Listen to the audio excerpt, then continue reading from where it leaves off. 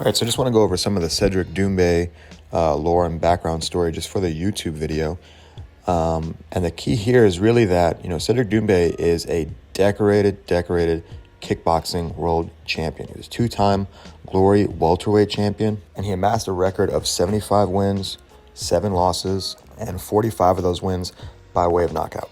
Little known fact is that he was actually signed to the UFC on a deal, and I think they just could not come to a understanding financially. I think the UFC probably offered him like 20 and 20, and he felt like he was worth way more than that.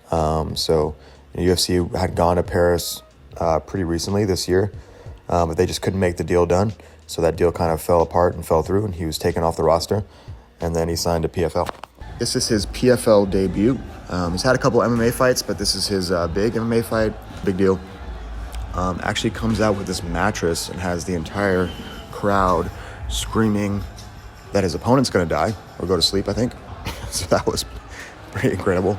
And you're going to notice that when he comes out, for those of you who don't know Cedric Doumbe, he is a longtime Glory kickboxing champion, multiple times. I believe he did that in welterweight as well as lightweight. Just a really high-class, high-level striker. And we get into this fight, and you're going to see his MMA stance, and he's doing this in Glory as well. He's going to pitch his head forward a little bit, and his legs are pretty heavy. So he's not really in that traditional kickboxing or Muay Thai stance. Leads with a right hand, counters that switch kick right into a low kick and a hook right off that low kick. Adds across on the end, but that is basically a wrap once that hook lands. He's got such great power, and that was it. I think it was about 8 seconds. Cedric Doumbe's PFL debut, and we're going to get into breaking down that technique right here in a moment. All right, when we're talking about breaking down this knockout right here, we're really talking about 3 different elements. And the first element is going to be Cedric Doumbe's stance. We notice that how he is pitching his head forward, really heavy on that lead leg, bringing his head forward as well. And this is really to thwart the takedowns. If my head level is lower than your head level, I'm going to have a really easy time getting my hips in good position to defend takedowns. And this second stance is kind of the more traditional kickboxing stance. You're going to be a little bit higher. You're not worried about takedowns, obviously, but you still want to have good boxing.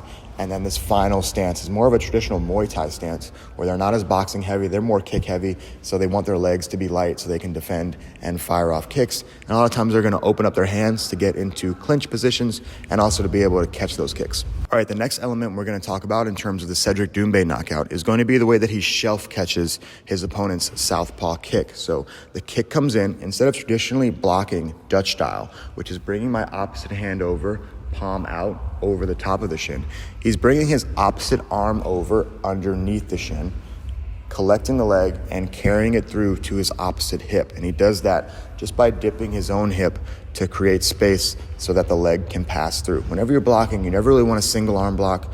You always want to engage that opposite arm. And in this instance, instead of bringing the arm over the top, which we see so often, he brings the arm underneath as a shelf catch. And the final element of the knockout is going to be the strikes that were landed, and that is his rear low kick into his lead hook. He also threw a cross. By the time he threw the cross, it was kind of already said and done. So, really what we're working on here is just your ability to develop your power from going to this low kick into your lead hook. You want to use kind of the momentum of your hip pulling back to your rear side to load up power on that lead hook. You want to make sure your leg is planted, you got a good athletic base as you kind of bring through all that power. When you throw this hook, you want to go all the way through your target. In this instance, he set up his cross, but you still want to throw that hook going all the way through the target. You see he's got such great success here with that technique.